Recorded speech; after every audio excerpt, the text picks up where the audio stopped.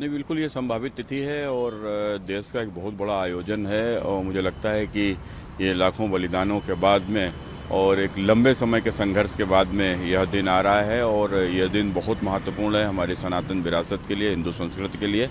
तो पीएम का जाना तो स्वाभाविक है क्योंकि पीएम भी हमारी विरासत के ही हैं। राहुल गांधी। देखो, अब ये वोट बैंक की राजनीति करने वाले लोग हैं, इनको विशेष वोट चाहिए तो हिंदुओं को गाली देंगे और हिंदुओं को वोट चाहिए तो मंदिर जाएंगे। तो वोट की राजनीति करने वाले लोग हैं, इन्हें ना देश से मतलब है ना समाज से। कांग्रेस सरकार के दौरान ये फैसले लिए गए थे, पीएम को शायद कोई जानकारी नहीं है इस बारे में। नहीं, ये लोग इसके महिला आरक्षण को लेकर बहुत गंभीर हैं। शरद पवार जी ने तो अपनी बेटी को ही पूरी विरासत दे दी है। छत्तीसगढ़ में संबित पात्रा बीजेपी कह रही है। देखो, ये अब धीरे धीरे इनके जो जो भी कारनामे हैं वो उजागर हो रहे हैं और सबके जनता के सामने आ रहे हैं।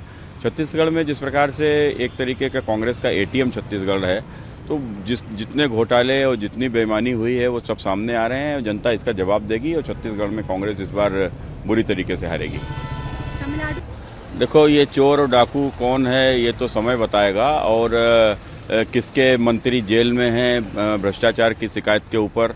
और आपने देखा था किस प्रकार से घरों में बरामद जो कैश होता है, तो ये सब कहाँ से आता है। दो लोग सब समझ रहे हैं, सब जान रहे हैं। और ये उदयनिधि स्टालिन तो वही है ना जो अभी कुछ दिन पहले शायद सनातन को गाली दे रहा था।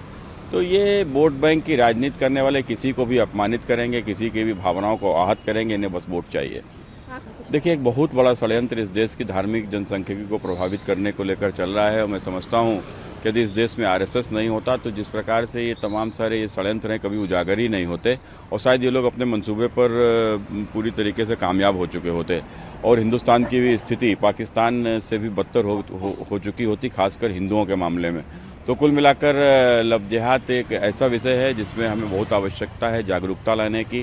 खासकर आज भी देखने को आता है कि इतना सब होने के बावजूद भी अभी भी हमारी बहुत सी बेटियां इस चंगुल में फंस जाती हैं, उनका जीवन नष्ट हो जाता है। हम अपनी बेटियों के जीवन को नष्ट नहीं होने देंगे। अब तो हमारे पास में लोगों को समझाने के साथ साथ संगठन तो आरएसएस जैसा है ही है, भारतीय जनता पार्टी का संगठन है, साथ में सरकार का भी उपयोग करेंगे। नहीं, बिल्कुल ये संभावित तिथि है और देश का एक बहुत बड़ा आयोजन है और मुझे लगता है कि ये लाखों बलिदानों के बाद में और एक लंबे समय के संघर्ष के बाद में यह दिन आ रहा है और यह दिन बहुत महत्वपूर्ण है हमारी सनातन विरासत के लिए, हिंदू संस्कृति के लिए। तो पीएम का जाना तो स्वाभाविक है क्योंकि पीएम भी हमारी विरासत के ही हैं। राहुल गांधी। देखो, अब ये वोट बैंक की राजनीति करने वाले लोग हैं, इनको विशेष वोट चाहिए तो हिंदुओं को गाली देंगे और हिंदुओं को वोट चाहिए तो मंदिर जाएंगे। तो वोट की राजनीति करने वाले लोग हैं, इन्हें ना देश से मतलब है ना समाज से।